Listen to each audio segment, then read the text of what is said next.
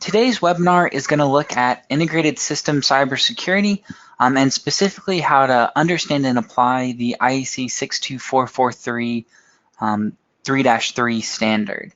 But before diving too much into that, I'd just like to give a brief overview about myself and also about Exeter. My name is Patrick O'Brien, and I am a safety and cybersecurity engineer at Exeter.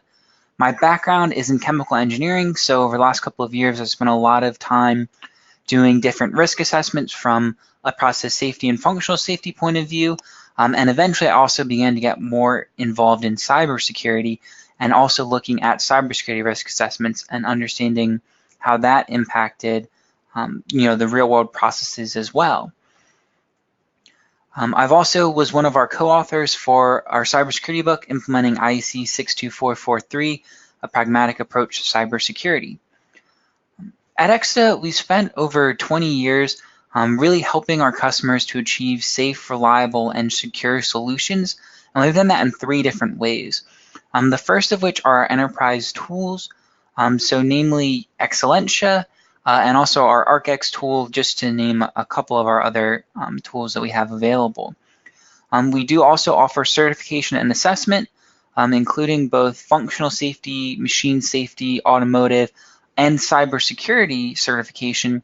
And we're talking a little bit more about the cybersecurity certification today. And then lastly, we offer lifecycle services. So working directly with the end users to understand and really help them meet their specific safety and cybersecurity needs. And so by doing that, we feel we've gotten a really good understanding and a nice broad approach to dealing with automation security and automation safety. We are a global organization with offices really across the world, working in all different sorts of industries. So we really like to take on the toughest automation, safety, and security challenges. In this webinar today, we'll be focusing on 3 main parts. The first is going to be diving in and looking at the IEC 62443 3-3 standard. So we'll focus on really who the audience is, what the intent of the standard is, and then how to look at the requirements and understand them. Next, we'll look at the process for certification to this standard, so an understanding of what an IEC 62443 certification is, as well as what the main steps in it are and some of the different advantages and kind of strategies that Exeter has seen going through and performing these assessments. And lastly, we'll look at the benefits and why going through and seeking certification is valuable not just to the system integrator, but also to the eventual asset owner, and we'll look at really what the benefits of that are. When we talk about understanding the 3-3 portion of the standard, it's good to kind of have an overall understanding of how 62443 is set up. And so it is comprised of 14 different pieces, and each piece kind of tackles some different areas. For the first part of the standard, it's really general, so including concepts and models, terms and definitions, as well as some of the other metrics that may be used for evaluating security. The second grouping is looking at the policies and procedures, and so understanding really what needs to be in place from a development perspective to put together systems in a secure manner, and then what's needed from an operations perspective to maintain them in a secure way. The third part of the standard is really looking at a system-based level. So some looking at the security technologies, the risk assessment and system design, and then what we're going to be focusing on today is the 3-3 portion of the standard. And this is really defining the system security requirements and security level. So giving a method for evaluating how secure and what capabilities to meet this security does the system have. And then the last portion of the standard, section 4, looks at those types of requirements for individual components.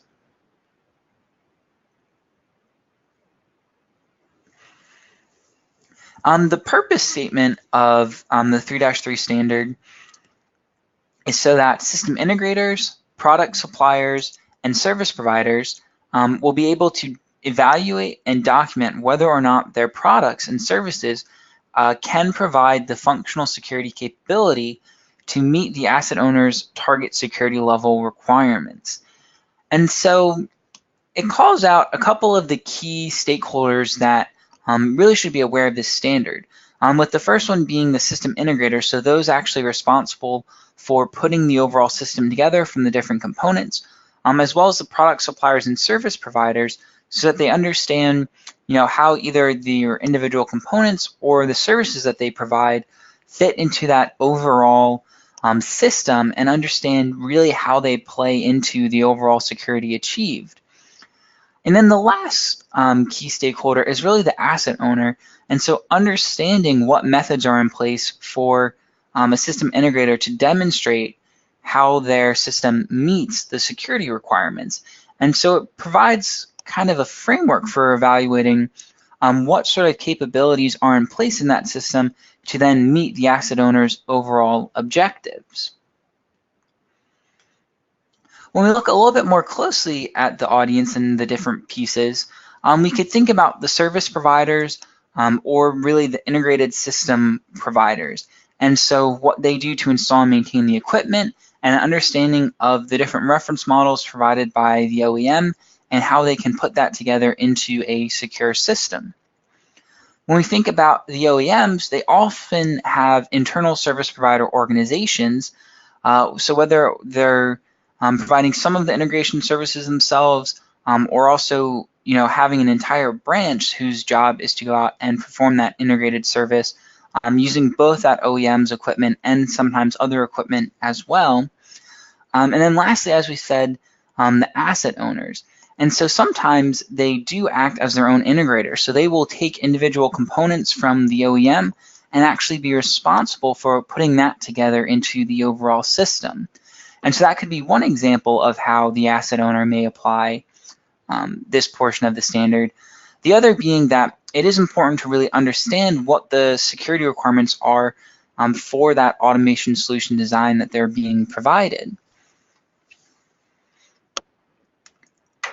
When we take a logical view of kind of understanding how these different portions of the standard work together, we can look at first the IEC 62443 2-4 portion of the standard. And so in the previous webinar on this topic, we did cover really the procedures side of things. So looking at, for integration cybersecurity, what are the necessary procedures, the necessary steps and capabilities that the service provider needs to be able to do to show that they could put together a secure system. So this is really focused on the system development.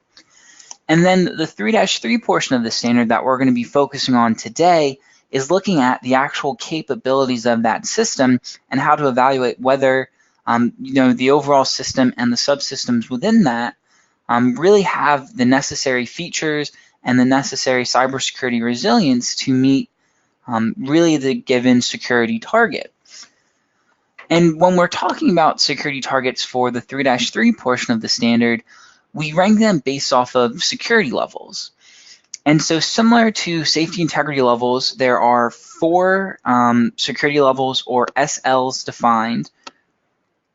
And the idea is that you do still have an order of magnitude difference between the protection provided from SL1 to SL2, as is the case for safety integrity levels. So it's useful to have kind of that connection to the other international standards, but it is important to note that the security levels are defined certainly differently than the way safety integrity levels are looked at. And in the 3-3 portion of the standard, they're actually defined by the type of threat agents that the system is designed to be protected against. And so for the lowest security level 1, the intent is to design the system in such a way that it's robust and is not susceptible to a cybersecurity incident through some sort of internal unintentional action. And so measures here could really be focused on making sure that only the necessary personnel within the organization can access certain equipment, and to ensure that it's clear what their different cybersecurity roles and responsibilities are, to hopefully avoid any sort of unintentional incidents. If we move up to security level 2, now it's starting to protect against a low-level hacker.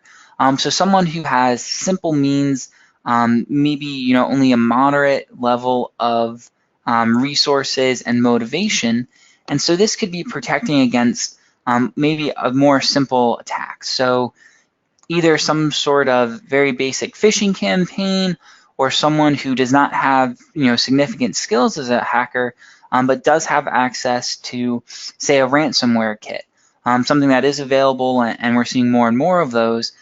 So they have access to malware to deploy, but they're not necessarily skilled in its use. And so to protect against that, then there are additional security features that would be looked for within the system. The next security level is security level 3, and that's starting to talk about a hacker or terrorist group. And so now it's a more sophisticated single attack.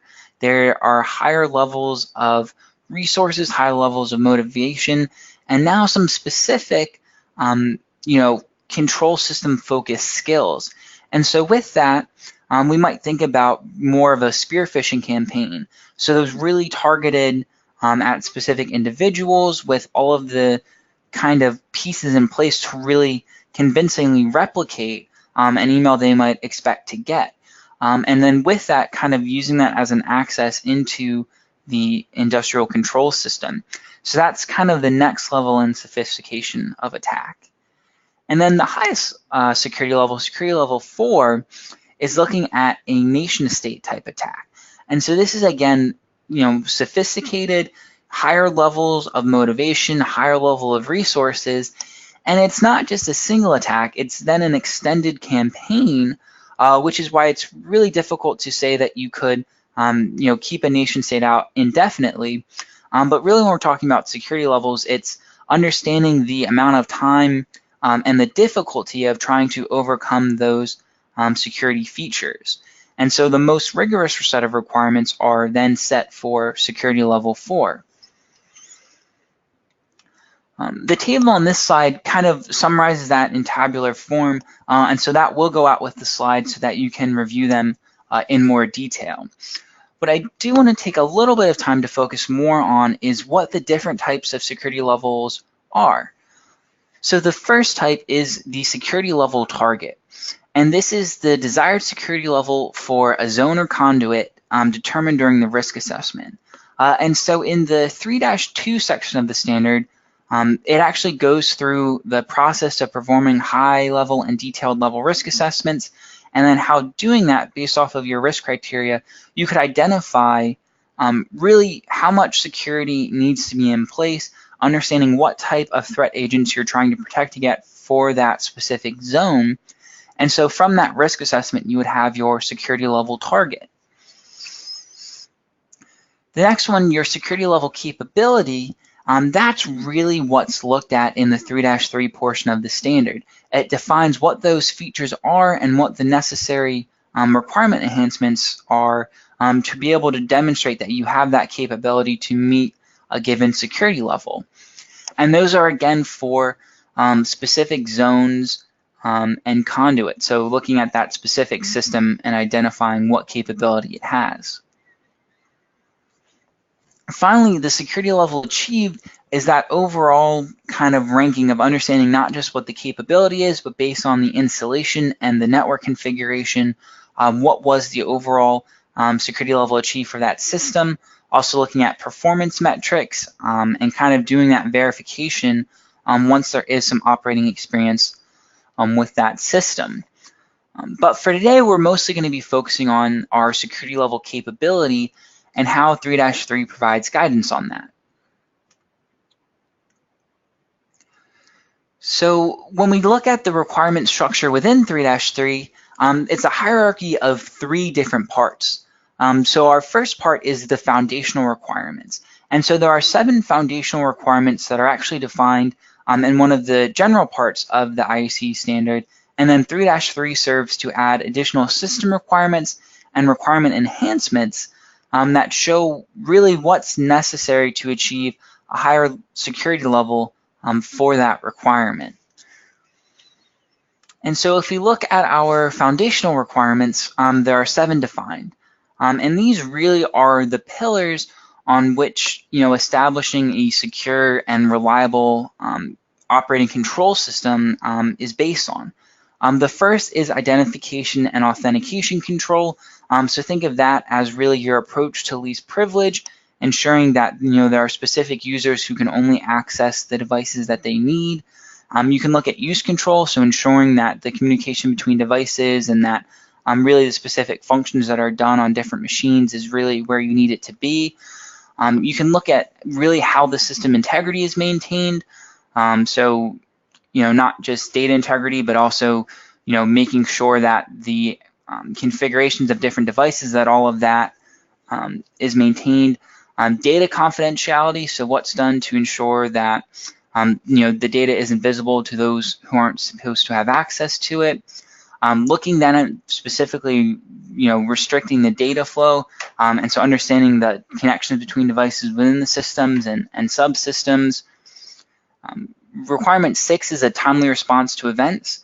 And so for cybersecurity, because it's so hard to say that it could never be susceptible to an attack, something that's really fundamental in the standards is understanding that if an attack is to occur, having a timely response and being able to take the correct either mitigation actions or recovery actions is really fundamental to being prepared for cybersecurity. And so foundational requirement 6 looks at what's in place to be able to take a timely response in a cybersecurity incident.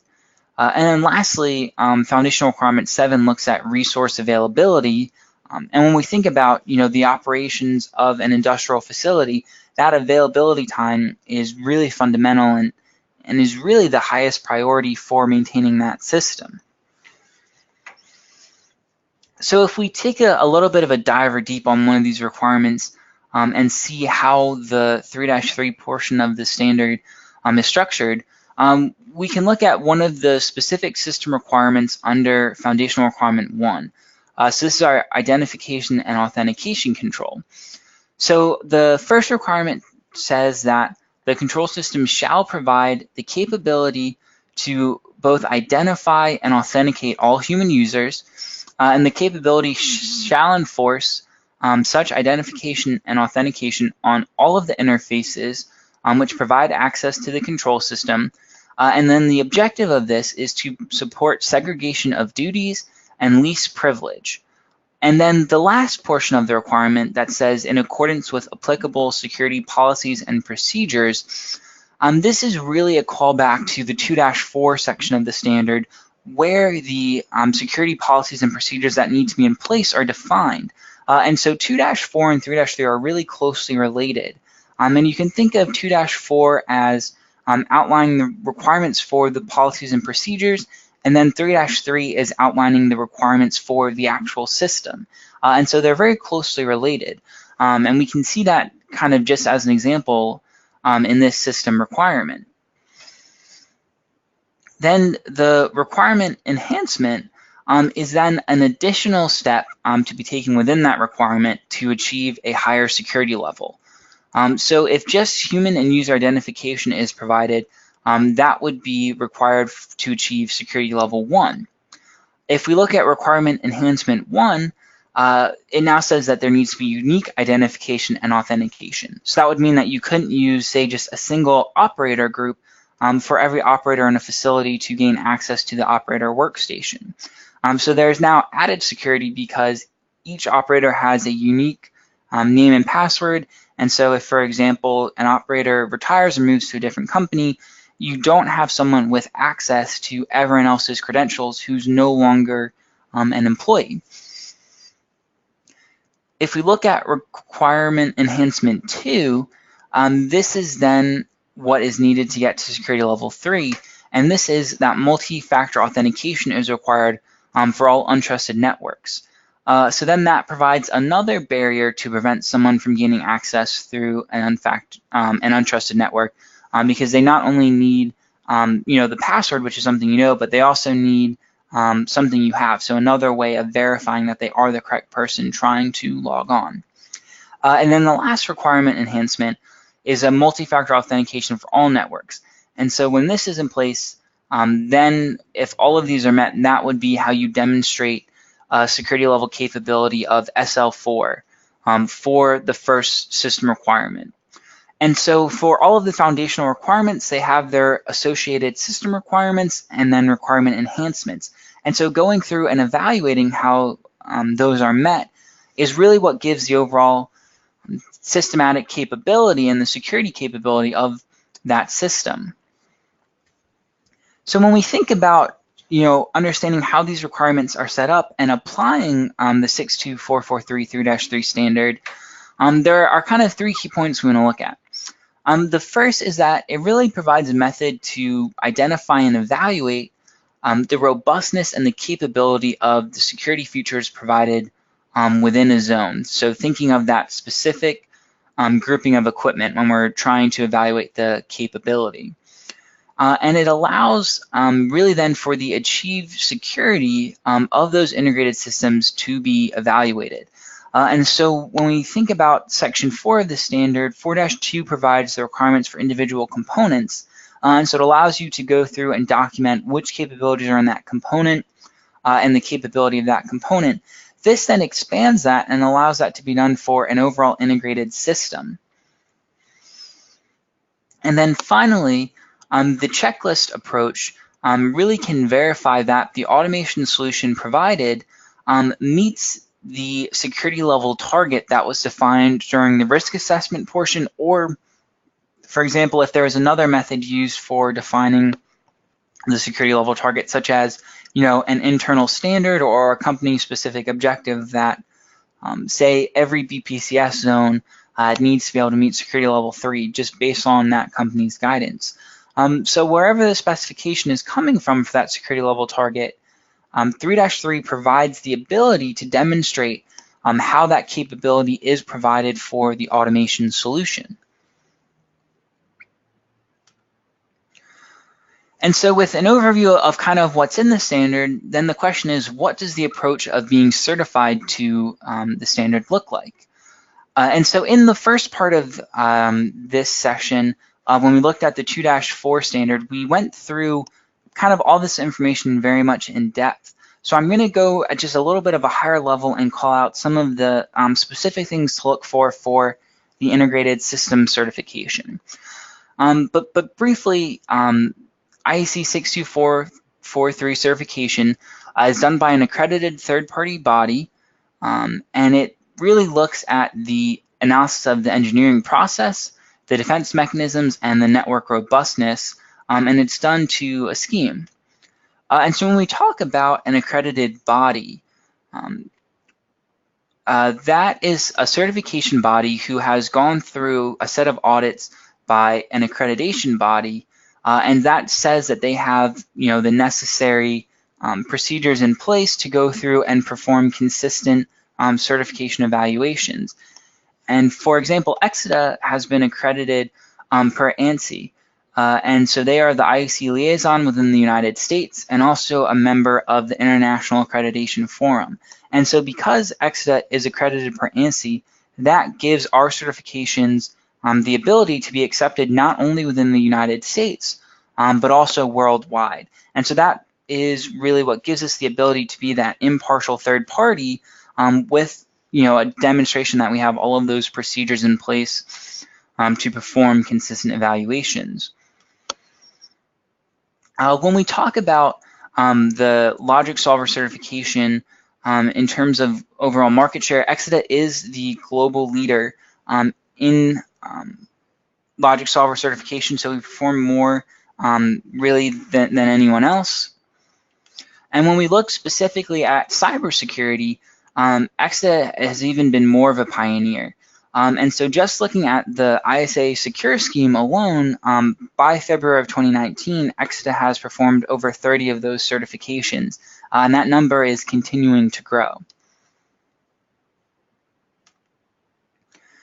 And so as I mentioned before, it's a look at the engineering processes, a look at the product design and the protection measures, as well as network testing to show that it's safe for correct operation and the cybersecurity susceptibility has been evaluated. So when we talk about certification to 2-4 and 3-3, those together are really how you receive that overall system certification. And so it's a system including multiple devices and networks. And so that is called our integrated system certification scheme. And so that, again, is to those two portions of the standards. Like in the 3-3 standard, where it defines the 4 different security levels, a system certification will then certify what the security level achieved for that system is. So overall, if we're looking at a BPCS that's been designed and is capable for security level 2, we would be able to see that it could be designed to have the necessary capability to prevent a low-level hacker from being able to gain access. And so the process for actually going through and evaluating what security level achieved follows the steps below. And so really the starting point is that 2-4 integrator process certification. So having the necessary development procedures and policies in place and making sure that those practices are followed is the starting point to developing the system. And it's really important that that is there first, because even if you were able to put together a system with all of the necessary capabilities, if it wasn't done in a consistent and reliable way, you wouldn't have the assurance that vulnerabilities wouldn't be inserted really in the process of developing and integrating that system or in the coding. And so that's why having that understanding of the integrator processes and procedures is really fundamental to being able to evaluate the overall security of that system. The next step is then going through an architecture review and threat analysis. So understanding really what the zones within the system are and how they are connected together to understand what the security requirements are for each subsystem. The features analysis is then really where that checklist of the 3-3 system requirements and requirement enhancements is evaluated to determine what the highest level of security that system is capable for. From there, once the analysis portion has been completed, then we would go through and witness a sample FAT. So look at how the software implementation testing is really done as a part of the FAT. Another opportunity to then verify that those 2-4 certified policies and procedures are being followed, and make sure that when the system is being prepared to be installed, that it is free of vulnerabilities at that time. And then finally, the process of putting together the baseline and final security case is really grabbing and bringing together the artifacts that show that each of those different steps have been met. So providing those architecture review and threat analysis, providing the demonstration of all of that capability, and also the test results to show that that integrated system really does meet the intent of the 2-4 and 3-3 standards. And then finally, once both the kind of initial security case and then the final one, once any corrections have been made, then we would have a separate certifying assessor come in once the evaluating assessor is done with all of the previous steps, and then they provide a complete cold eye review independent from the rest of the certification process to make a determination of whether or not a certificate can be granted.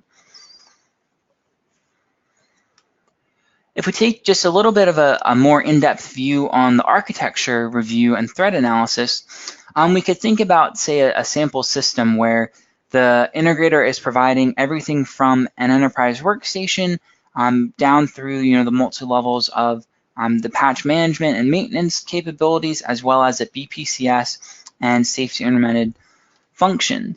And so each of these, with the necessary boundary devices in place can be segmented into their own zones. And by going through and doing a risk assessment or the threat analysis, they could target what the specific security requirements are for each of those zones. So, for example, the BPCS and safety system could be targeted to reach security level 3, while something like the enterprise workstation, if the consequence of that being compromised is, say, just the loss of a business capability and would not interrupt production, then it may be designed to a lesser level of security just because that's commensurate with that organization's tolerable risk. And so really by doing a risk-based approach, you can ensure that you have sufficient security where you need it, but that you're not going, say, overboard on some of the systems where it's not required. And so that's the idea of doing a threat analysis to really understand what security capabilities are needed in each of those zones. If we go on to the feature analysis, this is really then going through each of those individual system requirements and documenting that for the security level target, that all of the requirement enhancements are in place to provide that adequate capability. The next step, once the analysis is complete, is to witness the sample factory acceptance test. And so looking at how that software integration test plan is implemented during the FAT, ensuring that adequate testing is done to verify the system performance, to verify that it doesn't have vulnerabilities in it at the time it's installed, and also to then verify that those procedures that were certified to 2-4 have been followed, and ensure that that overall security development approach and also then the implementation approach are following that certified process. Next, for the integrated system security case, I've pulled together some of maybe the highlights of some of the key pieces that would go into it. So the first, the security management plan and lifecycle model, these are both really more talked about in 2-4, but it comes down to having that security management plan in place, and those procedures is really fundamental to being able to demonstrate the overall security of the system achieved. Then when we look at the architecture design, it's having the results of that architectural analysis, so understanding how devices are grouped together, what the boundary protection is between different subsystems, and then understanding what the specific targets for each of those systems are.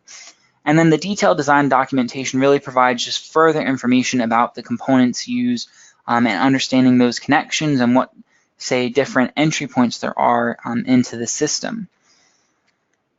And then the system level threat and vulnerability model is kind of that way of verifying and demonstrating exactly what the security level target is for each of those zones. Then looking at, say, the coding standard and software integration test plan, this is then ensuring that within that integrated system that the application programming used and everything that's been developed has been done so in really a secure, robust way, and that is not the point of the system development where vulnerabilities could be introduced.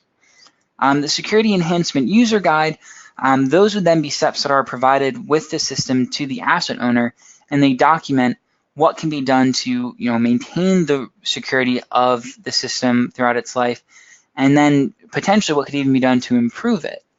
And then lastly, a product change and impact analysis is performed to demonstrate if there were any changes throughout the process to ensure that they haven't compromised the security or integrity of the system.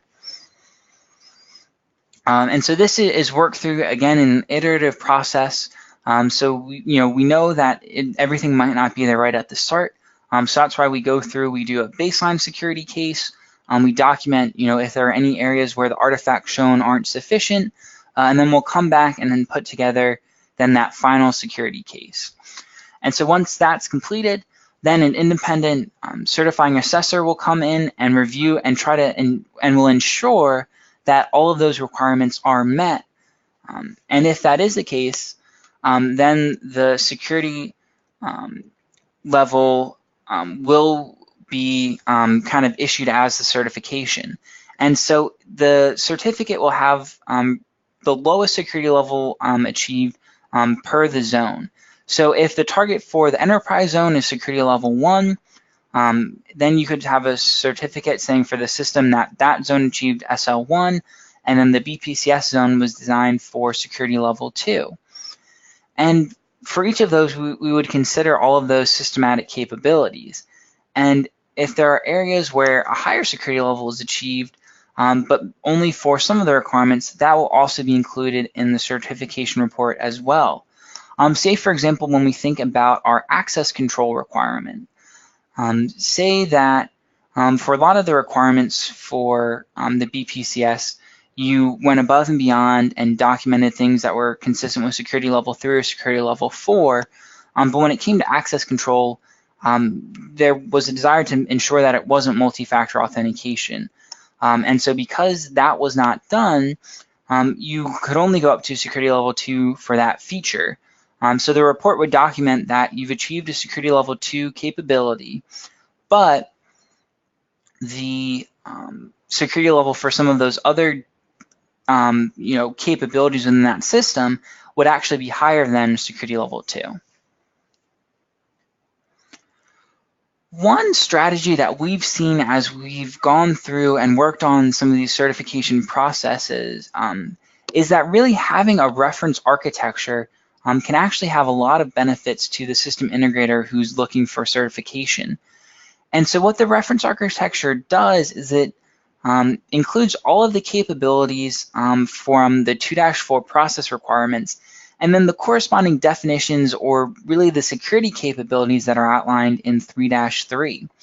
And so if you develop a reference architecture that takes all of that into account, and then you build the system on that reference architecture as much as possible, knowing that each installation is a little unique and there are some things that have to change. But if you have those defined capabilities and the 2-4 really process requirements in place, you don't have to reinvent the wheel for each and every application. You can use that reference architecture as your starting point, knowing that you've got a strong foundation, and then do maybe an impact analysis on the changes to demonstrate that the same security level is still achieved. And so that really allows you to have a certified offering that does have some flexibility. And so we've seen that approach actually be very successful. In terms of the benefits of really why it's valuable to go through and do that integrated system certification process, we want to look at really how that can be a benefit to not only the system integrator, but also the asset owner. From the system integrator point of view, it's really a clear recognition of the effort to develop robust cybersecurity. So not just the rigorous policies and procedures that are followed, but actually then the overall security achieved by that system.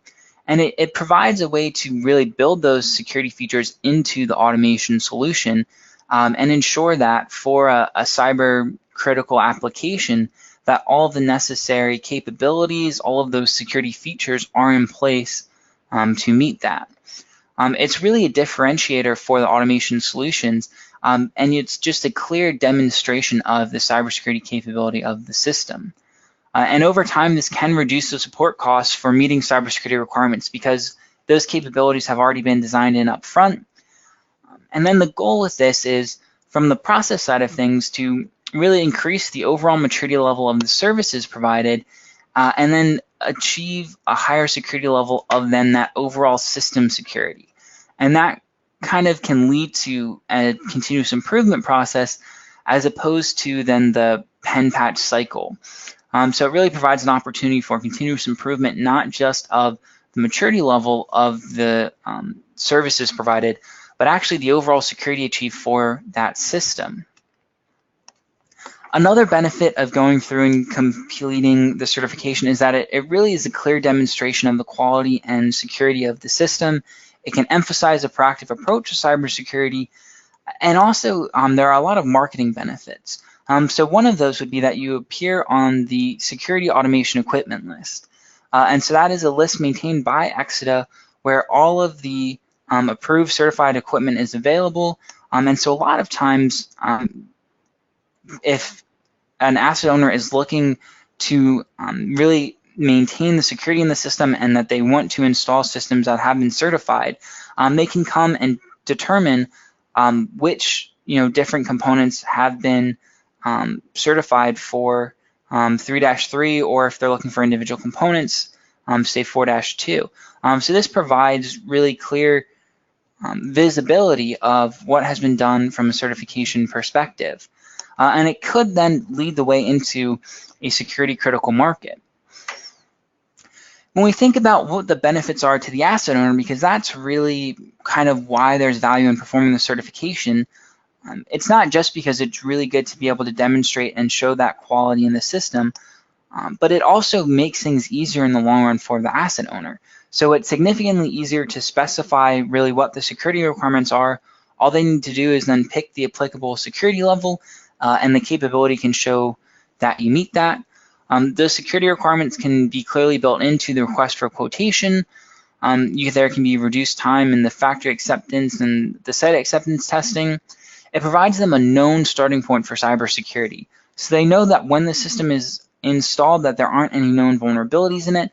They know that it's been designed in a robust manner and that they have the necessary security capabilities to maintain that system in a secure way. And that really gives them improved cybersecurity assurance for the systems and services provided. And lastly, it gives them added confidence because there was that independent third-party expert technical assessment that has verified all of the security capabilities and what's been done by the solution provider. And so that really does give that assurance of cybersecurity. Lastly, it does kind of, as we mentioned for the request for quotation, it does really lead to clear security requirement definition, clear communication between the asset owner and the solution provider, and it allows for those responsibilities to be more clearly defined up front. So in summary, today we looked at really understanding the structure of the IEC 62443 3-3 standard. We looked at the process that's followed for receiving certification. So understanding that the 2-4 process certification is the starting point, and then going through and looking at the architecture, the feature capability, witnessing sample FAT, and then providing that security case as the different steps that are gone through in certification. And then lastly, the certification benefits. So understanding that the system is free from vulnerabilities at the time of installation, understanding the quality and the security capabilities that have gone into designing it and what features are in that system has benefits for both the system integrator and the asset owner. So when it comes to achieving pragmatic cybersecurity solutions, there are a lot of different offerings that Exeter has that can help. Whether it's our consulting services or the certification that we looked at more today, we do also have training courses, tools, and reference material that can really provide some very useful knowledge content when getting started in cybersecurity. So we have highlighted some of our services here that will go out on the slides. And then when we talk about cybersecurity certification, we talked a little bit about the 2-4, so that's really the system integrator process. And then when 2-4 and 3-3 are combined, that's how we then get our integrated system security certification. We've got a number of tools and references, including the cybersecurity book and also our Excellentious Cyber tool, as well as our ArcX tool that can support with threat analysis for devices and components. We've got a number of really good cybersecurity courses, so I've highlighted just a few of the main ones. But the CS 101 provides a high-level one-day introduction to cybersecurity. CS 102 has a little bit more depth to it. It's a 2-day course that then goes through the overall cybersecurity lifecycle. And then the 201 course focuses specifically on secure software development for original equipment manufacturers. And CS 204 looks at the really the requirements for cybersecurity for integrators and solution providers. So kind of putting everything from the 2-4 and 3-3 standards together and presenting that as a course. For personnel certification, we do offer a certificate program, our cybersecurity practitioner, at the end of our training courses. And then we also have personnel certification, both at an expert and specialist level. And so that has 3 different specialties. The first would be general automation cybersecurity, so more geared towards asset owners. The middle one, integration cybersecurity, really then does apply to those solution providers and those looking to see maybe their services or solutions certified to 2-4 or 3-3. And then the last one, software development cybersecurity, focuses back on the original equipment manufacturers. So if you are interested in learning more, please feel free to reach out to me. My contact information is on the slides, and this will be sent out to everyone who attended. But if it's about certification, trainings, any of the personnel, competency, please feel free to reach out to me with any questions. I'm always happy to help. To get the latest information on Exida, you can find us on all of these places. In terms of upcoming courses, one that I do want to kind of highlight is that we'll be offering our CS 102 Industrial Automation Control System Lifecycle course the week of September 9th. And so this will be offered in person in Sellersville, Pennsylvania, and then also live online for anyone not in the area. And I'll actually be going through and presenting the course. So if you're interested in learning more, it is really a good opportunity to dive in and learn a little bit more about cybersecurity. We also have a number of other upcoming courses, and these can all be found at our website. And so we've got just about 15 minutes left for questions. I've seen a couple come up throughout the presentation, and so if there are any others, please feel free to put them in while I'm answering the questions that are already here.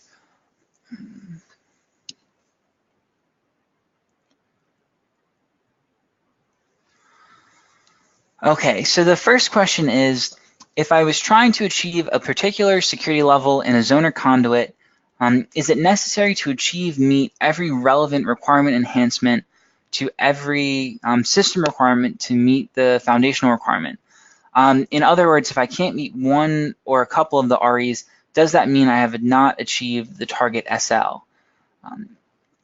And so, based on the way the standard is written now, that is the case. So to really get that overall security level, you need to be able to meet every requirement enhancement and system requirement for that system.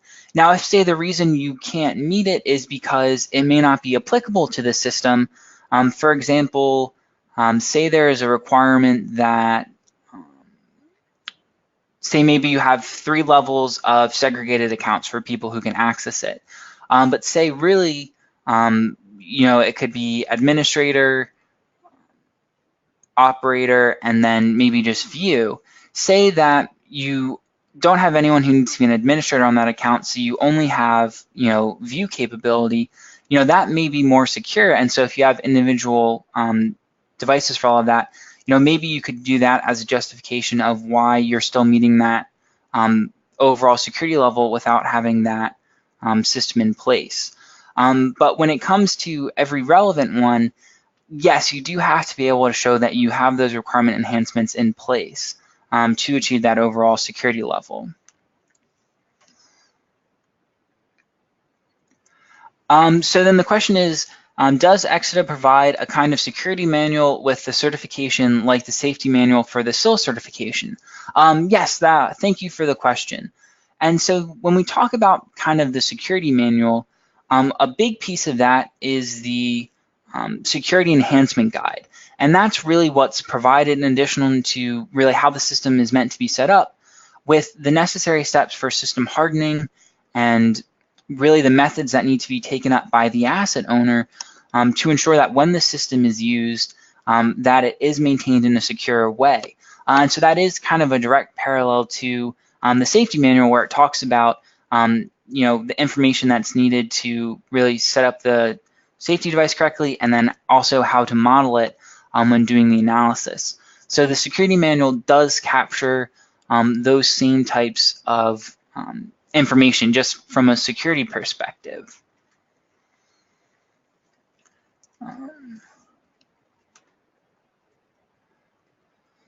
So the next question is, when would security level 4 be applied? And so depending on the specific application, if the asset owner or the integrator is going with a risk-based approach for IEC 62443-3-2, what they would do is they would go in and evaluate the system, and they'd be looking at the individually segmented zones, and they would consider what the worst case consequence if that zone is compromised. And from there, they would go and look at how it correlates to their risk criteria. So for example, we were looking at an industrial oil and gas facility, and based on one of their separation units, if there was an attack and the system failed, they had a potential overpressure, loss of containment, that could be a significant event that may result in a single or multiple fatalities. And so based on their risk criteria, if that is identified to be high enough, then they may target security level 4. And so they would be trying to then protect that system so that even a nation-state attack would not be able to lead to that consequence. So kind of similar to when we're looking at the safety integrity level, it really is a risk-based approach. So it's going to be based on what has the highest level consequence, and then what the appropriate level of security capability is to protect against that.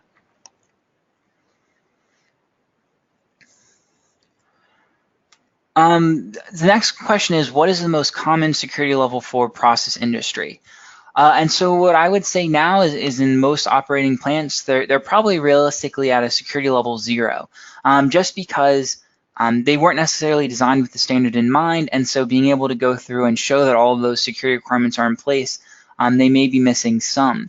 In terms of what we're seeing from the certification, so looking at what sort of components are coming out, we're seeing really a lot of security level 1 and 2 to start, because the same way that the facilities are getting used to the standards, the equipment suppliers are also doing that. And so it takes some time to get all of the capabilities in place. But we've certainly seen that it's possible to develop security level 1 and security level 2 components and then build systems from that. And so over time, the available equipment for those security levels will continue to increase. But for right now, the most common that we're seeing are certainly more security level 1 or security level 2. One question that I do see here is essentially, say a critical utility or a critical industry needs to be protected for security level 4. So say they're considering a nation-state attack, how would you then segment that some of the zones would need to be designed for security level 2, whereas some of them would only need to be designed for security level 1? And that kind of goes back to the risk-based approach and understanding what the consequences are for each of those specific systems.